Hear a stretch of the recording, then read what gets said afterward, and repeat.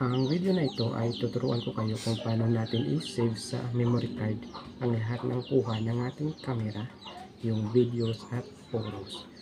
Open lang natin yung camera natin. Dito tayo magsiset. Yan. Once na open natin yung camera, click lang natin yung camera natin. Click lang natin. Tapos dito may videos. Tapos may nakalagay na settings. Click lang natin yung settings sa gilid.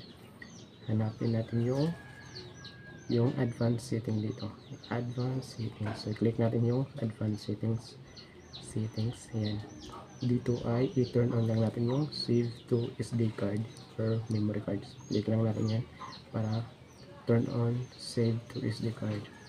Yung phone at photos at video save on the SD card will not sync to the card. So click lang natin yung turn on.